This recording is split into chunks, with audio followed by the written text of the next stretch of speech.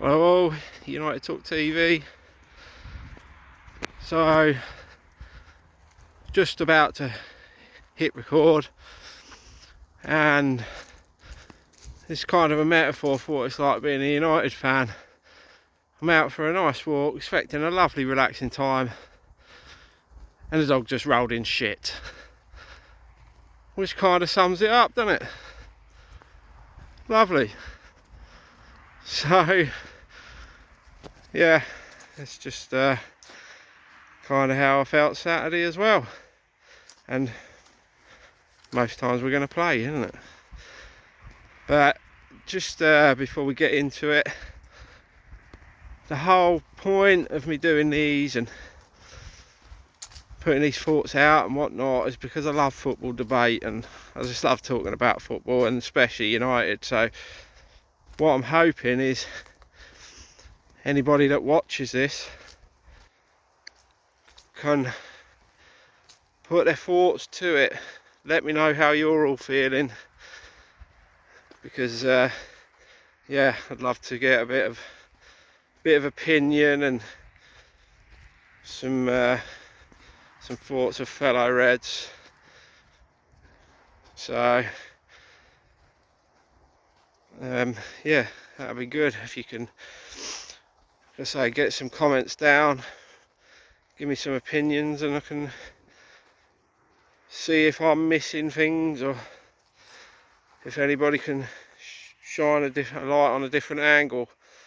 But as I say, very much like what's happened just now, being a United fan is like going for a nice time and ending up covered in shit, isn't it? But it's been a couple of days since the Brentford game. I kind of got off lightly as well. It's really lucky, because me mate at work, who's a big gooner, he's actually on holiday, and the boss is a big Chelsea fan, and they did as shit as us. So actually, I kind of got off lightly, which was the only saving grace. But I've been thinking more about the game. It was shit, wasn't it? It was really rubbish. Very poor. I said at the time, it was very weak. They're just weak characters. It's been said time and again.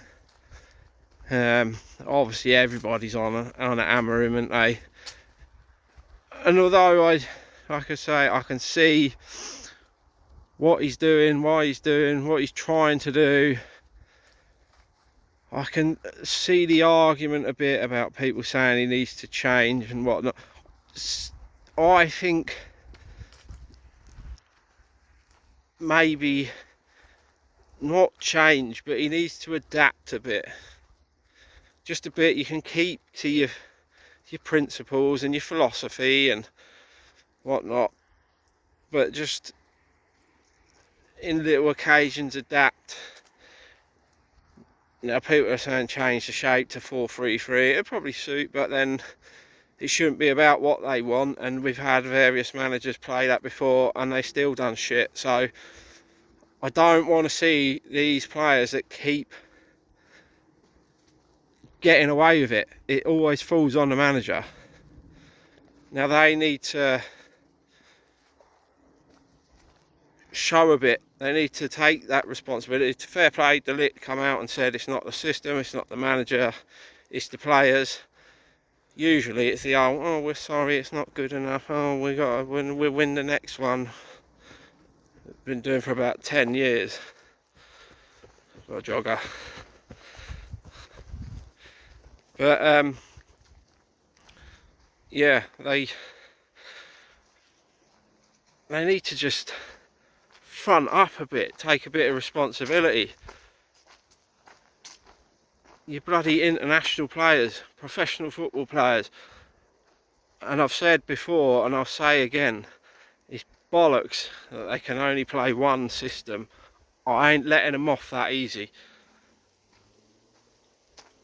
If they get a call from a Barcelona or a Real Madrid they're going to say, oh no, because I can't play that system.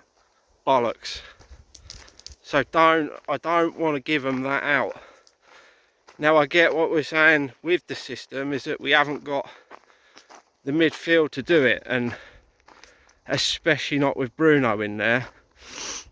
But I can see the flip side. What Amorim is saying is it's not free at the back as such. One of the defenders should step up. Now Lenny Yoro is very good on the ball, very composed. Martinez will be brilliant for it if and when he ever gets fit. Is someone should be stepping from the defence and pushing up to be like a CDM, so there's not that massive hole. That's the little tweak. One of them should step up. I mean, when Kyle Walker started stepping in for Man City, no one said, he's a right back, he can't do that. So I'm not buying the bollocks that they can't do it. I could do it, and I'm nowhere near their standard. If a manager said to me, you're playing centre back, but when the ball moves forward up the pitch, you sit up in that hole between midfield and defence to plug the gap that Bruno is inevitably going to flipping leave. It's not rocket science. And I think we make it too easy for them to wriggle out of it and say, oh, the system don't work for me. He ain't got the players to play that system. It's a load of crap. They are Premier League and international football players. We are not talking about kids that have just started the game. So, like I say, I get the way he spoke is that one of the defenders is supposed to do that. They are supposed to move in there, but they're not doing it. So then he needs to tear them a new one and make them do it. And I think this is the difference with a Pep. He will demand. Pep will demand and they will do. So maybe they're taking the piss a bit. Maybe it's, oh, he's only young and oh, I don't want to do that. And then it'll all come on top of the manager and then we'll just get someone else again. But that needs to stop. Which is why I know there becomes a point where it's inevitable. You can't not do it because it's a results business. But again, what if Van Gaal, Mourinho, Ranić, Solskjaer, Ten Hag, none of them could do it? So just changing the manager again to who? We're going to wheel Fergie back out there. Who's going to come in and wave a wand and then put us back at the top of the table? So there's got to be some patience and time. But I get, like I say, we can't keep flirting with relegation and things. Every loss is monumental when it's United. And then if you win, it's, oh, you only beat them, oh, you're supposed to win that, oh, this is an outlier, oh, you had that. So, yeah, but like I say, it's the goals from Saturday, long balls thumped down the pitch. Maguire's trying to play the offside trap on the halfway line, standing in his own half. That can't be Amorim. So, again, the second one, another long ball thump. They're all bloody don't know where the ball is or watching their runners. That's basics. That's not manager. That's players. Basic. And I'm sick of it. So, I think the manager, if there is anything to say, a stick to beat him with, is that he's not he's not demanding it. He seems a bit nice, and they'll take the piss. That's the thing. But see, they don't like a firm man. They didn't like Ten Hag, he was too strong. But then when you get an easygoing manager, they take the piss. Now who is that? That's them.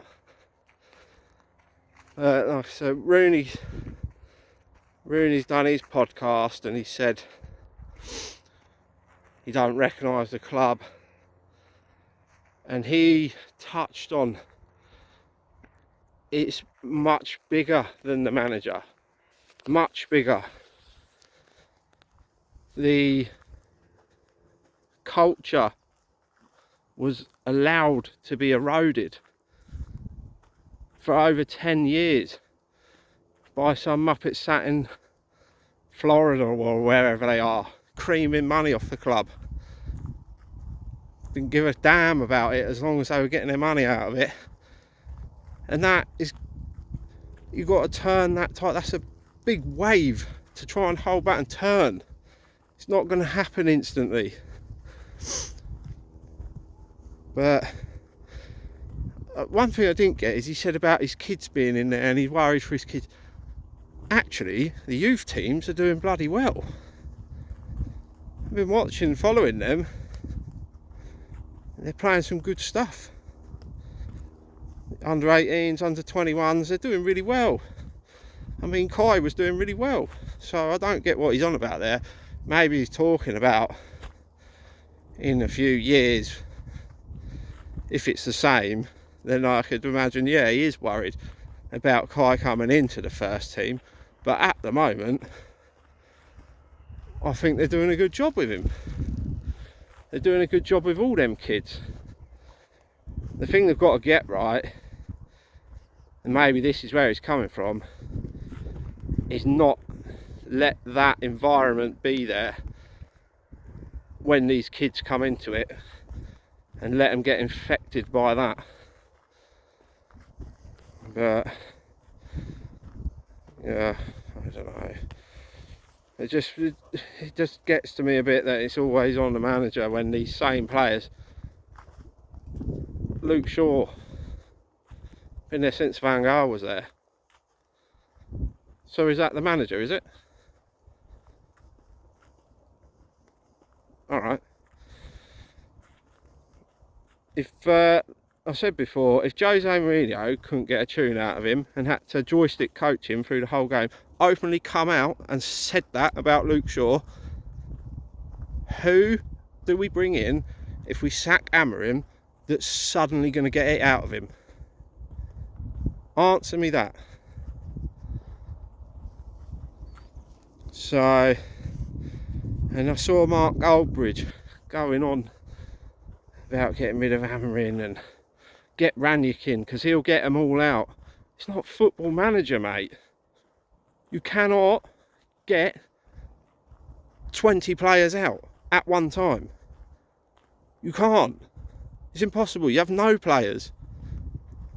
It needs time and patience and money to undo this shit, and it's a massive job. It cannot be done in one hit. So again, it's just people talking nonsense. I know it's reactional because it was a shit performance and a shit loss, and we're just in that moment and everybody's fed up. But it's aimed at the wrong place. It should be aimed at the Glazers first and foremost, and then the players, and then the hierarchy, and then the manager.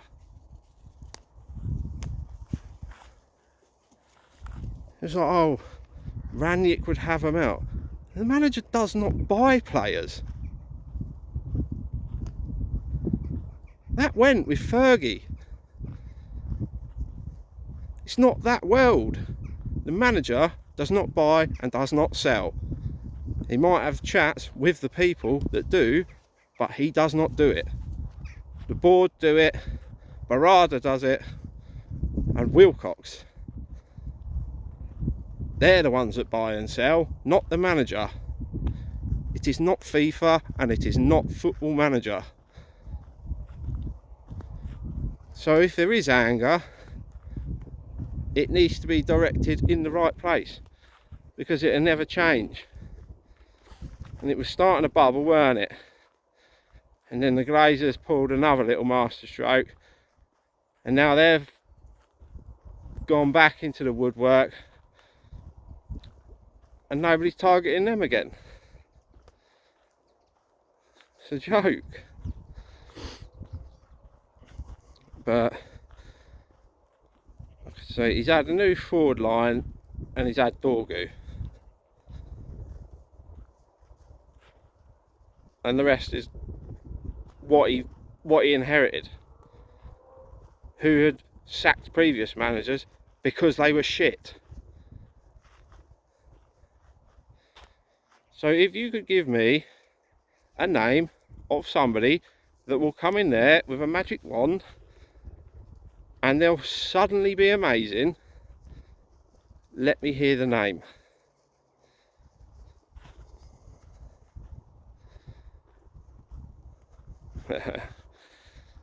Yeah.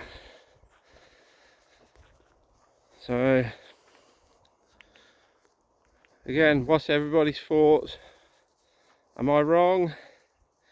Is it all down to Amorim? Will changing the manager suddenly make them title contenders? Let me know what you're thinking in the comments. And yeah, we'll have a chat about it. But hey ho, at least we've only got pretty much a week to dwell on it and wait. So see what else comes out in the meantime. But cheers for listening, and I'll catch you in the next one.